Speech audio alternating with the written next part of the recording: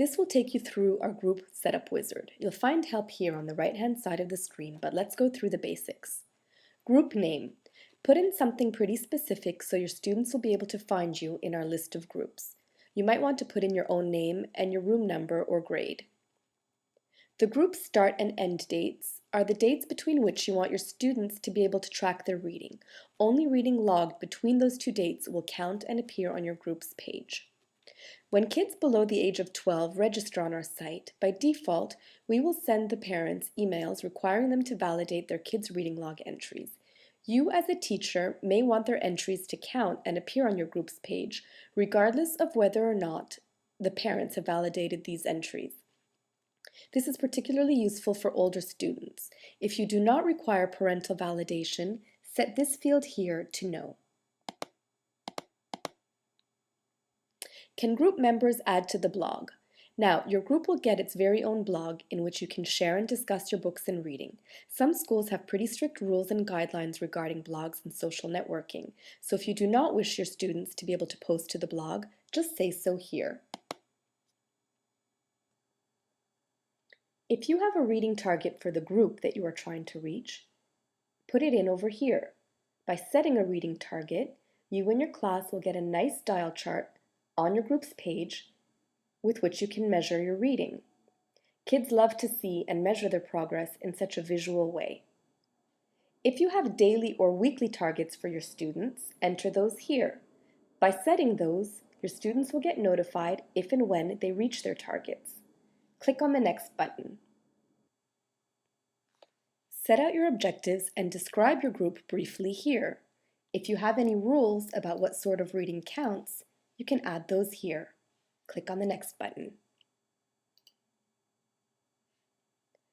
Will you be rewarding your students in any way? For example, will a student earn free time in class for every X number of minutes or books read? If so, you can set that up and we'll tell you when they've earned their rewards. Set that up and click on the Next button. Review your group to make sure everything looks okay. If you need to make any changes, you can just go back using the previous button. This next page allows you to send email invitations to your students. You'll get a default email to use, which you can simply leave as is if you're happy with the instructions. You can also make any changes you like to the text and click on Save. Over here on the right is where you set up your list of recipients. Enter your students' first and last names as well as their email address. Click on Add to List of Invitees. You can add as many invitees as you like. And once you're happy with your list of recipients, you can select the ones you want to send the emails to and then click on Send Invitation Email to Selected.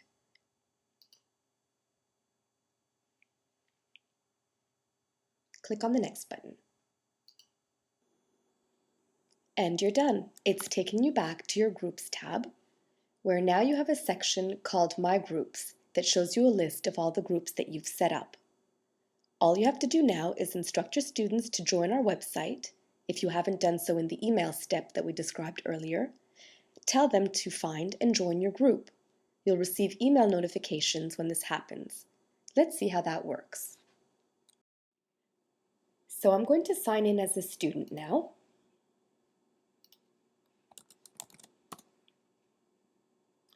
And I'm going to click on the Groups tab as my teacher instructed me to do, and I'm going to look for the name for the group that my teacher set up. So it was Simpson, click on Go, and Miss Simpson grade 6, that is my class's group, so I'm going to click on that now. Notice that the first tab here shows the description and rules that I set up earlier. Now, as a student, I want to join this group. So that's giving me a little notification up here to let me know that I've joined the group. And now if I click on the Group Members tab, you can see that Noemi is here, but I haven't earned any free time in class yet because I haven't started reading. So I'm just going to log some reading time now so you can see what that would look like. I'll click on My Reading. And this is the section here where I log my reading time. There's a short video that you can watch if this is the first time that you're logging in and you haven't logged any reading time yet. I'm just going to click on the log reading time button. I read today, so that's fine. I read How to Train Your Dragon for 1 hour and 30 minutes. And I did finish my book. I'm going to click on Save. Now, because I've said that I've finished the book, it's asking me to rate and review it down here. So I really enjoyed the book. I'm going to give it 5 stars, and I'll put in a quick review. I enjoyed it. And I'm going to click on Save. That takes me back to my reading page. Now, notice that it says here, I read for 90 minutes on October 6th. Now, my parents haven't validated that time yet, so it's still showing a red X here. But they will have received an email now asking them to validate my reading time. So I've just gone and done that offline. So it's now given me a message telling me that my reading has been validated and I've earned RR miles. Here's that green check mark, and my time has been credited. If I go back to my group now, so notice that now it's showing there are 2 members in the group, 90 minutes total have been logged, and new reading has been logged since the last time I accessed the page. I'm going to click on that. And if I go to the group members tab, there I am here. And notice it gives me a little pop-up showing what I'm currently reading, my validated reading time, how many books I finished. Because I finished a book, that's now earned me 0.2 hours of free time in class. I've read 90 minutes today, which means I've reached my daily target. I can now click on the Reviews tab. Now, I'm the only one in the class that has reviewed a book so far, but that's appearing here. As more and more kids review their books, they'll all appear over here in this section. So it's showing my How to Train a Dragon, and it's showing me my review. Similarly for some of our favorites, this will show you and your class all of your favorite books. So any books that the students rated 4 or 5 stars will appear over here, and hovering over those books will show the students' reviews. Now the chart is going to look a little bit funny here because I'm the only one that's read so far, but as more and more kids read, this chart here will become more interesting.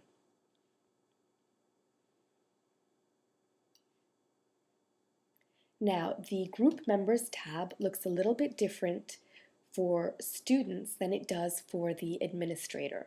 I'll show you what it would look like if the teacher, the group administrator, was logged in and accessing this page. Okay, so I'm logged in as the teacher now. If I click on my group over here,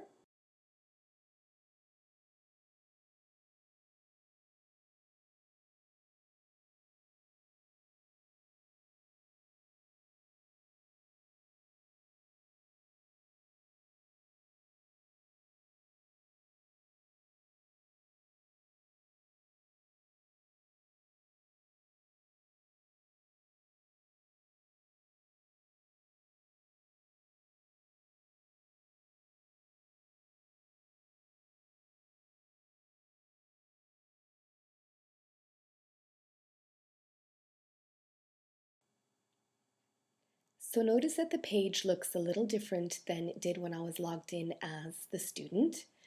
First of all, I can view individual students' reading logs. Now, kids in the group can't view each other's reading logs, but the teacher or group administrator can view the details of those reading log entries by hovering over the View Reading Log link over here. I can send kids in the class a message if I think that they've done particularly well this week or today. I can send them a message, and that message will appear on their page and in their news feed. I can change the reward. If I think a particular student needs an additional incentive, needs a little bit of help with their reading, I can click on change reward. And for Noemi, maybe I'll give her a free hour in class for every 3 books that she's read. So I'll click on save here.